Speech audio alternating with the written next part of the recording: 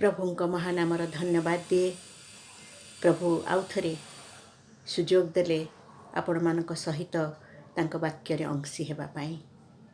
प्रभु आम मानकु विभिन्न परिस्थिति भितरु बाहरी आसिबा पाई से आम मानकु अनुग्रह करिसेंती। से आम मानकु सुस्थ शरीर जीवित मानक मध्यरे स्थान देइछंती। तांकर अनुग्रह आम मानक जीवन रे प्रचुर। केवल तांकर धन्यवाद करिबा, तांकर प्रशंसा करिबा, तांकर गौरव करिबा। मोर प्रिय माने वाक्यरु गोटे अंश पाठ करिबी। जो माने आचरण रे सिद्ध, जो माने सदाप्रभुंक व्यवस्थानुसारे चलती से माने धन्य। जो माने ताहांक प्रमाण वाक्य सबु पालन करती, जो माने सर्वांतकरण रे ताहांको खोजती से माने धन्य। से माने कौनसी अधर्म करती नहीं, से माने ताहांको पथरे गमन करती। आम्भे माने यत्नपूर्वक जेपरि तुम्भर विधान सबु पालन करिबा, एथिपाई तुम्भे ताहा सबु आज्ञा करिअछ। आहा, तुम्भर विधि सकल पालन करिबा पाई जेबे मोहर गति सुस्थिर होता, तुम्भर आज्ञा प्रति दृष्टि रखिबा के बेले मु लज्जित हेबि नाही। तुम्भर धर्ममय शासन सकल शिखिबा बेले मु अंतकरणर सरलतारे तुम्भको धन्यवाद देबी। मु तुम्भर विधि सबु पालन करिबी। मोते नितांत परित्याग कर नाही। से आमानकु केबे हेले छाड़िबे नाही, केबे हेले परित्याग करिबे नाही, एई प्रतिज्ञा से करिछंती।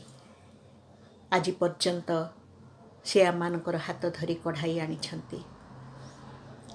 विभिन्न प्रकार प्रतिकूल परिस्थिति आमानकर जीवन रे आसिले मध्य, विभिन्न प्रकार समस्या, दुख, कष्ट, नैराश्य, चिंता आसिले मध्य से आमानकर जत्न नियंती। कारण से आमानक पाई मनोयोगी परमेश्वर। आमने जेतेबेले प्रभुंकर वाक्य को ध्यान करू, सुंदर पदगुड़िक आमानक मनरे सांत्वना दे थाए। जेतेबेले आमने विलाप पुस्तक पाठ करू, तार 3 पर्व 22 पद 23 पद जदि आमने देखू, से स्थान रे सुंदर वाक्यटी लिखाई। सदाप्रभुंकर विविध दया सकाशु आम्भे माने विनष्ट होई नाहु, कारण ताहांकर करुणा शेष हुए नहीं। से सबु प्रति प्रभात रे नूतन। तुम्भर विश्वस्तता महत्। आमानकर ईश्वर विश्वस्त परमेश्वर, आमानकर ईश्वर प्रतिज्ञा रक्षाकारी परमेश्वर, आमानकर ईश्वर आमानक निमंते मनोयोग करती। सुंदर भावरे वाक्य रे लिखा जाइछि, जे इस्राएल को रक्षा करती से घुमाइबे नहीं कि निद्रा जीवे नहीं। सदा जाग्रत से सबु समय से आमानक पई सचेतन अटंती। सेथिपाई तो लिखा जाउछि, तांकर विविध दया सकाशु आमाने विनष्ट होई नाहु, कारण आमानक जीवन रे तांकर दया, तांकर करुणा केबे हेले शेष हुए नहीं।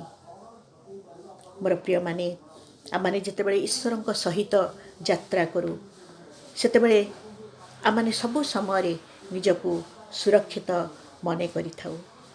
कोनोसी दिन आमाने ईश्वरंक सहित घनिष्ठ संपर्क स्थापन करू, तांको चरण तले आमाने आंठु पातू, तांको सहित वार्तालाप करू, तांको निकटरे प्रार्थना करू एवं तांकर सानिध्य आमाने अनुभव करिथाउ।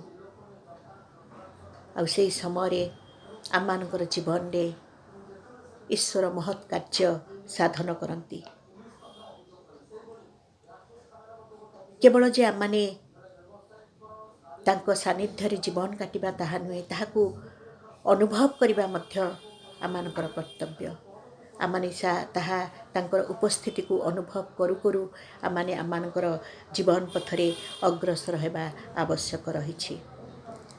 जेतेबेले आमाने तांको सहित चालू, सेतेबेले आमानकर मनरे एक भिन्न आनंद आमाने अनुभव करिथाउ।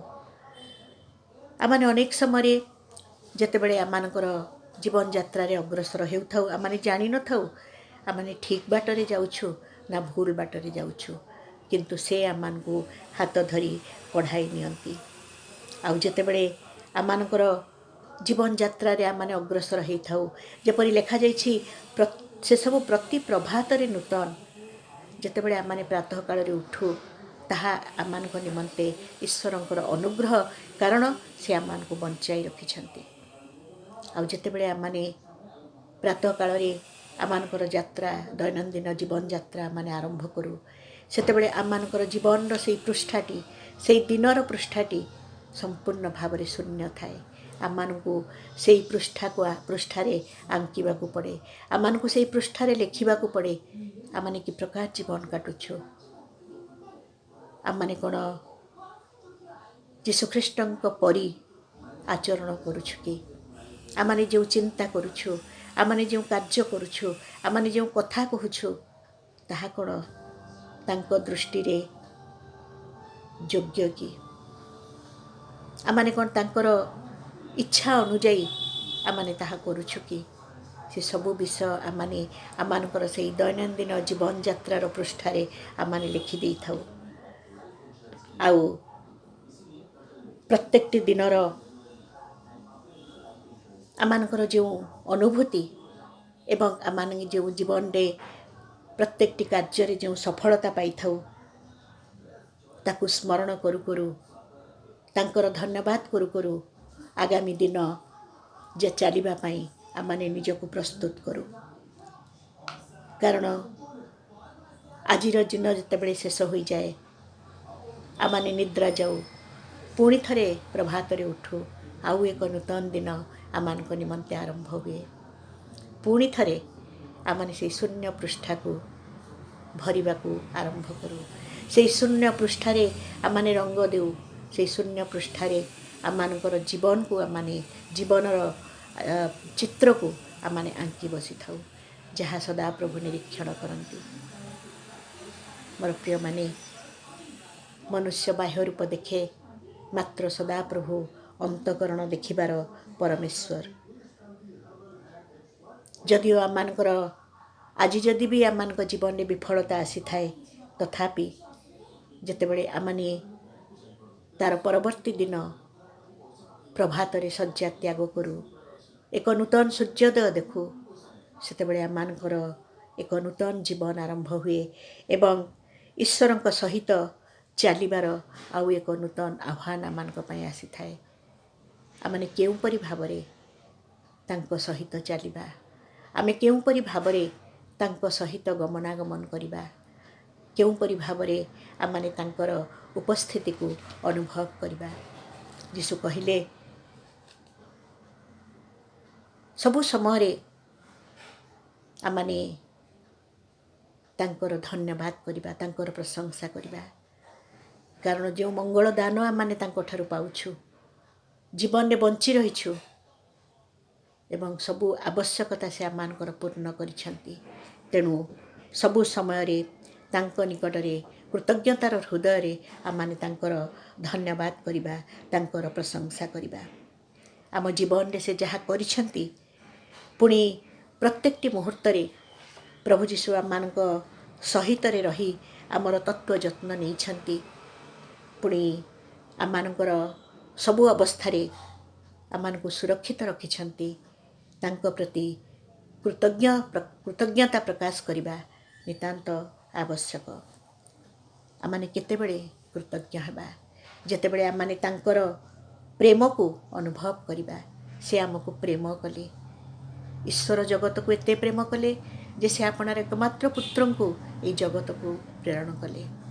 ଆଉ ପ୍ରଭୁ ଯୀଶୁ ଖ୍ରୀଷ୍ଟ ଯେତେବେଳେ ଜଗତରେ ଜନ୍ମଗ୍ରହଣ କଲେ, ସେ ଆମ ପରି ପାପୀମାନଙ୍କୁ ପ୍ରେମ କଲେ। ଆମମାନଙ୍କୁ ପାପରୁ ଉଦ୍ଧାର କରିବା ପାଇଁ ସେ କ୍ରୁଶ ଉପରେ ମୃତ୍ୟୁବରଣ କଲେ। ଆମେ ମଧ୍ୟ ତାଙ୍କ ପ୍ରେମର ପ୍ରତ୍ୟୁତ୍ତର ଦେଇ ତାଙ୍କୁ ନିଜ ଜୀବନ ମଧ୍ୟକୁ ସ୍ୱାଗତ କରିବା। ଆମ ଜୀବନରେ ଆନନ୍ଦ ଭରିଯିବ ଯେତେବେଳେ ଆମେ ତାଙ୍କୁ ଆମ ଜୀବନରେ ସ୍ୱାଗତ କରିବା, ଜୀବନ ମଧ୍ୟକୁ ତାଙ୍କୁ ଗ୍ରହଣ କରିବା, ତାଙ୍କୁ ସ୍ୱୀକାର କରିବା, ତାଙ୍କୁ ଆମମାନଙ୍କର ଅନ୍ତଃକରଣରେ ସ୍ଥାନ ଦେବା। ସେତେବେଳେ ଆମମାନଙ୍କର ଜୀବନ ଆନନ୍ଦରେ ଭରିଯିବ। ଆଉ ସେହି ଆନନ୍ଦ ଆମମାନଙ୍କର କୃତଜ୍ଞ ହୃଦୟରୁ ଉଛୁଳି ଉଠିବ। ସେ ତାହା ଦେଖିବେ ଏବଂ ତାଙ୍କର ଅନୁଗ୍ରହର ପ୍ରାଚୁର୍ଯ୍ୟରେ ଆମମାନଙ୍କର ଜୀବନକୁ ପରିପୂର୍ଣ୍ଣ କରିବେ। ଆମମାନଙ୍କର ଅନ୍ତଃକରଣରୁ ସେହି ଧନ୍ୟବାଦର ସ୍ରୋତ ଝରିବ। ଈଶ୍ୱରଙ୍କ ପ୍ରତି କୃତଜ୍ଞତା ଜ୍ଞାପନ କରି ଆମମାନେ ଜୀବନ କାଟିବା। ଯଦି ଆମମାନେ ତାଙ୍କୁ ଜୀବନ ମଧ୍ୟକୁ ସ୍ୱାଗତ କରିଛୁ, ତାଙ୍କୁ ଜୀବନରେ ଗ୍ରହଣ କରିଛୁ, ତାଙ୍କୁ ସ୍ୱୀକାର କରିଛୁ, ତାଙ୍କୁ ଆମମାନଙ୍କର ଅନ୍ତଃକରଣରେ ସ୍ଥାନ ଦେଇଛୁ, ତେବେ ଆମେ ନିଶ୍ଚିତ ଭାବରେ ତାଙ୍କର ସେବା କାର୍ଯ୍ୟ କରିପାରିବା। ତାଙ୍କର ସାକ୍ଷମର ଭାବରେ ଏହି ଜଗତରେ ଠିଆ ହୋଇପାରିବା। କାରଣ ସେ ଆମମାନଙ୍କୁ ପ୍ରେମ କଲେ। ସେ ଆମମାନଙ୍କୁ ପ୍ରେମ କରୁଥିବାରୁ ଆମମାନଙ୍କ ପାଇଁ କ୍ରୁଶ ଉପରେ ମୃତ୍ୟୁବରଣ କଲେ। ଯେତେବେଳେ ଆମମାନେ ଏହି ଦୁଃଖ ଭୋଗ ସମୟ ଦେଇ ଆମମାନେ ଅତିକ୍ରମ କରୁଛୁ, ସେହି ସମୟରେ ଆମମାନେ ତାଙ୍କର ପ୍ରେମର ମୂଲ୍ୟକୁ ବୁଝିବାକୁ ଚେଷ୍ଟା କରିବା। ସେ ଆମମାନଙ୍କୁ ଯେଉଁପରି ଭାବରେ ପ୍ରେମ କରିଛନ୍ତି, ତାର ପ୍ରତିଦାନରେ ଆମମାନେ ତାଙ୍କୁ ଅନ୍ତରର ଧନ୍ୟବାଦ ଅର୍ପଣ କରିବା। କାରଣ ସେ ଆମମାନଙ୍କ ପାଇଁ ମନୋଯୋଗୀ ପରମେଶ୍ୱର।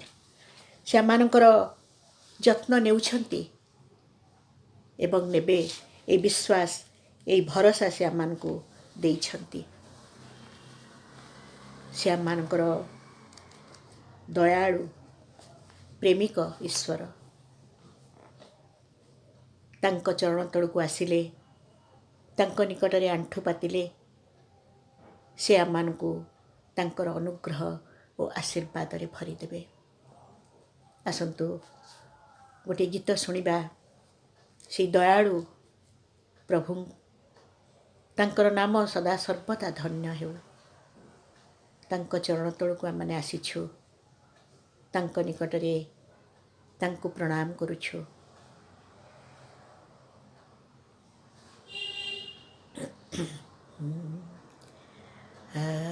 हे जीसु दयाळु प्रभु, सदा धन्य तुम नाम। आसीछु सर्वे श्रीचरणी, घेन हे आम प्रणाम। गुहाळ घरे जन्म नेला, बढाई घरे दिन काटिला, शेषे आम पाई लगा होइला, कल पापु परित्राण। महाप्रेमे कल पापु परित्राण, कल पापु परित्राण, कल पापु परित्राण।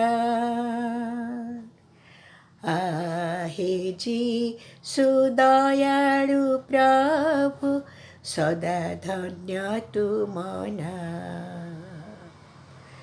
आसीछु सर्वे श्रीचरणी, घेन हे आम प्रणाम।